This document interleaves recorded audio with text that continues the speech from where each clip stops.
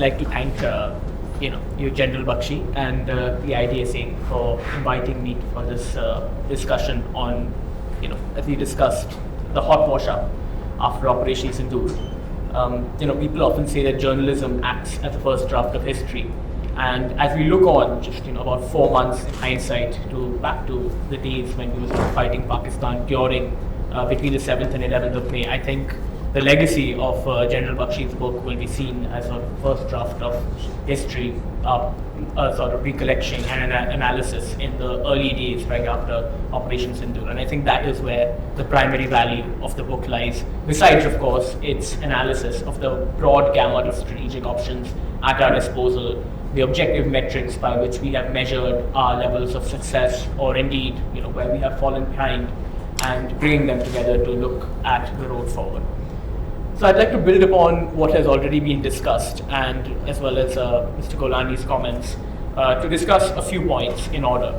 I have an academic background, so I'll sort of look at first our counterintelligence successes and the changing character of counterintelligence reflected during and in the days after Operation Sindoor. Then move on to our capacity for covert action and the way forward. And finally, bring them all together by assessing the convergence between our intelligence between our intelligence activity and the way in which we calibrated our information warfare and sort of information campaign during and after Operation Sindoor. So, before I begin, I'd like to broadly point out, discuss how the level of success that our intelligence services enjoyed during Operation Sindoor.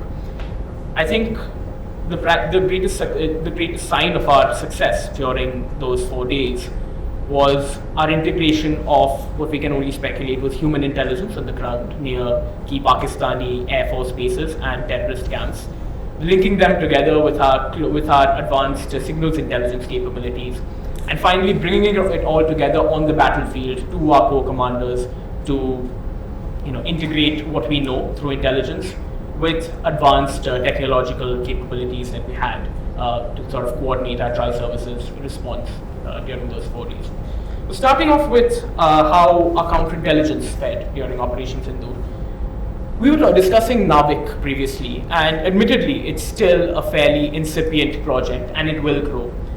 But I think the primary value of NAVIC came in the fact that it sort of established robust, impenetrable anti-jamming, its integration of anti-jamming technologies to impede against any form of foreign compromise. I'd like to think back to 1999 during the Kargil War, when our military platforms were primarily dependent on GPS, and that was leveraged against us by the United States to sort of spoof our GPS signals and essentially degrade our military platforms in order to bring India to the negotiating table. Something that was ultimately used by Pakistan to claim some form of victory despite all facts on the ground proving otherwise. Those days, I believe, are behind us. NAVIC, or whatever exists of NAVIC as of today, provides us with the option of preventing any form of foreign compromise, jamming, allowing us to make decisions on our own terms rather than constantly remaining cognizant of any form of foreign interference or abilities to leverage weaknesses within our signals intelligence capabilities to bring us to a negotiating table and ultimately craft a narrative around the conflict in subsequent days. Similarly, I'd like to point out, the success of the Sambhav mobile phones that our Chief of Army Staff noted that were used to coordinate communications during Operation Sindoor. A recognition of the importance that indigenous technologies play, although we have not reached the level of optimization that we would have preferred, provides us once again with an option to coordinate communications and intelligence among our military, among the tri-services, among our intelligence agencies, while remaining confident that they cannot be sort of intercepted or leveraged or exploited by adversaries either on the battlefield or extra-regionally. The second point I'd like to raise about counterintelligence is the changing character of it. In the days after Operation Sindoor, India witnessed a range of arrests of Pakistani spy rings, operating in coordination with the ISI to provide low-level or high-level intelligence to Pakistan during Operation Sindoor. Information ranging from when the next blackout would take place, to military movements, to whether or not a certain ship would dock at a certain port. There was a case in Kochi, which I recall, where that did occur. Additionally, we also saw the arrest of influencers, social media influencers recruited by the Pakistani intelligence services. And I think that in some ways symbolizes a shift in how Pakistan chooses to wage its intelligence war against us. We have seen, of course, the so-called gig economy approach to intelligence and intelligence recruitment. So long before Operation Sindoor, we've seen PRDO officials sort of be compromised at both high and low levels. But the arrest of Jyoti Malhotra, I think, is quite interesting because it signals that Pakistan will increasingly choose to integrate its intelligence operations in India with sort of its information campaigns. The recruitment of social media influencers to peddle certain narratives, bring down public morale, and even potentially leak military secrets during a period of conflict is something that we should all be cognizant of, and we should all recognize as a potential next stage in our counterintelligence strategy and develop tactics and means to counter that. Moving on to covert action, I think an under-examined aspect of our strategy during Operation Sindoor, at least in the popular media, but General Bakshi has elaborated on it in this book, is the use of offensive cyber. Now, General Bakshi writes extensively about the cyber attack that was conducted around minutes before the BrahMos cruise missile strike on PAF Noor Khan. We conducted an effective cyber attack, I believe, which cut off internet traffic in the area around PAF Noor Khan base, and it degraded Pakistani communications networks, linking PAF Noor Khan with headquarters in Rawalpindi. In effect, allowing the BrahMos cruise missile to achieve a greater degree of damage against a strategically important facility. So that cyber attack in some ways shows that we are both capable and willing to use offensive advanced technologies and cyber tools at our disposal as a means of covert action. But again, as General Bakshi has written in the book, the trouble is that we have occasionally seen covert action and kinetic operations as a standalone measure, devoid or sort of detached from the wider array of conventional options at our disposal. Between 2019 and 2025, say between the abrogation of Article 370 and Operation Sindoor, we came to believe that the use of covert action and kinetic, sort of sub-conventional kinetic operations was the only way to keep Pakistan in pay, and that would allow us to divert more resources to what we believed and still continue to believe is the greater challenge in our neighborhood, China. However, covert action is not a silver bullet. I believe we can walk and chew gum at the same time. And a correct and a more effective strategy would ultimately involve the use of both sub-conventional tactics at our disposal, such as covert action, such as the kinetic operations that we've conducted in the past 6 years, with a broader emphasis on establishing A, or combat overmatch with Pakistan, and B, using whatever conventional capabilities we have at our disposal and in consideration of broader geopolitical circumstances parallelly and often in conjunction with one another. That might be one of the greatest lessons that we can take away from Operation Sindoor. But again, intelligence doesn't operate in a silo, and that brings me to the final part of my little spiel of information warfare. Now, of course, our information warfare sort of the success we enjoyed in this particular sphere sort of ebbed and flowed over the course of those 4 days. Immediately between the horrific attack in Pahalgam and Operation Sindoor, the MEA was primarily coordinating our strategic communications, and that led us to enjoy some level of success. We achieved the moral high ground. We achieved at least some, support diplomatically, at least from global powers.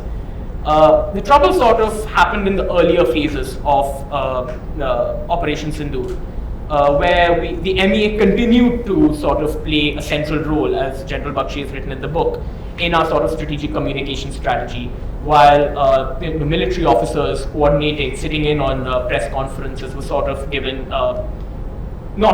given incomplete information, often with lacking PowerPoint capacities to sort of prove the sort of efficacy of our operations. A better strategy would be to sort of delineate the responsibilities of the MEA and the MOD in future conflicts, where during a phase of conflict, say between the 7th and 11th of May, the primary responsibility of the MA as far as strategic communications is concerned was to address external audiences rather than the domestic audiences. Domestic audiences should ideally have been addressed by the MOD, by the tri-services, while the MA should have focused on its own mandate, which was coordinating with foreign allies, partners, potentially even adversaries to signal where India would move and what steps India would take up and down the escalation ladder in response to Pakistani actions. The final point that I'd like to raise is that of strategic intelligence disclosure. Now, I think towards the beginning of this conversation, we touched upon the difficulties of declassification in India. And it's quite unfortunate in some ways that we have failed to derive the advantages that strategic declassification of intelligence can bring us.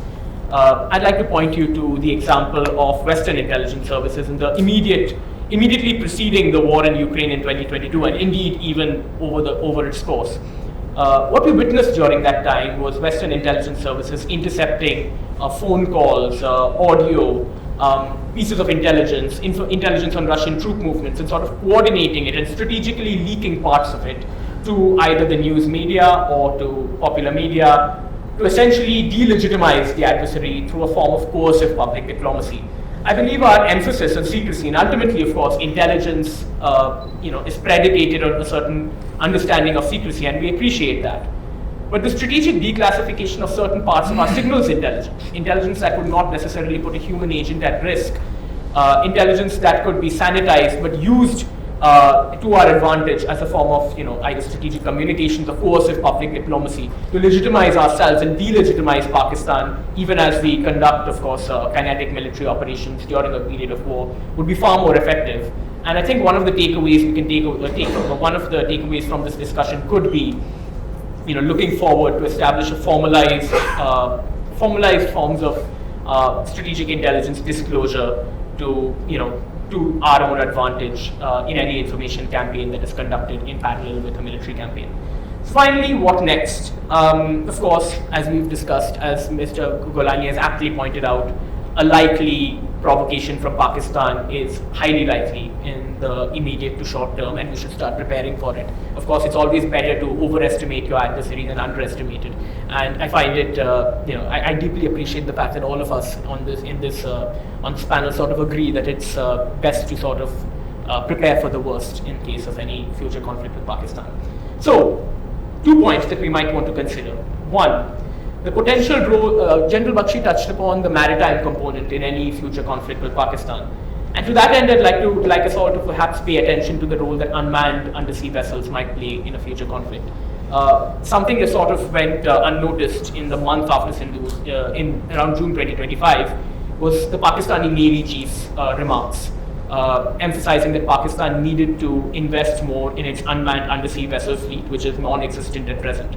Now, of course, there are 2 ways of saying it. One, the Navy chief might be angling for power within Pakistan's military bureaucracy. We've seen the Pakistani army set up the Rocket Force Command, perhaps as a way of sort of angling for influence vis-a-vis the Pakistani Air Force, which played a front and center role during Operation Sindoor. But there's also another way of looking at it. Pakistan is preparing for the next Operation Sindoor, and it is investing increasingly in stealth weapons with advanced stealth capabilities, Chinese and Turkish military platforms, but also paying some attention to its own indigenous defense tech apparatus. And we should be preparing for the worst. We should be preparing for potential unmanned attacks in the maritime domain against our critical national infrastructure, against our military infrastructure, along our extensive coastline, attacks on our navy. And the final point, our porous borders. Over the past few months, and even before Operation Sindoor, we have come to recognize the incredibly volatile situation within our own neighborhood. A destabilized Bangladesh, Nepal freshly sort of, its government having been toppled, and an ongoing civil war in Myanmar. All those borders, our borders with all 3 of those countries are fairly porous. It gives the enemy potential to smuggle weapons, guns, drugs, money, to facilitate asymmetric attacks on our critical national infrastructure and military installations within the Indian heartland. So we should prepare for that. We should recognize the vulnerabilities that lie there and look forward and recognize some of those challenges, no matter how distant they may seem at present. yes, I think that would be about it.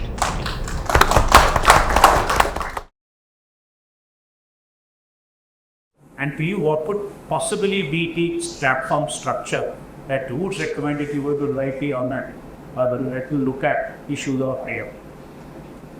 So I would like to ask two of you, sir, what are the strengths of the Pakistan ground forces and the air force, which probably got less noticed, and how will it impact the future air and ground operations, especially integration? While we have spoken about integration, integration of CAPS, Coast Guard, have they been covered, or it will be an area to go? My question is to Bakshi and Goswami.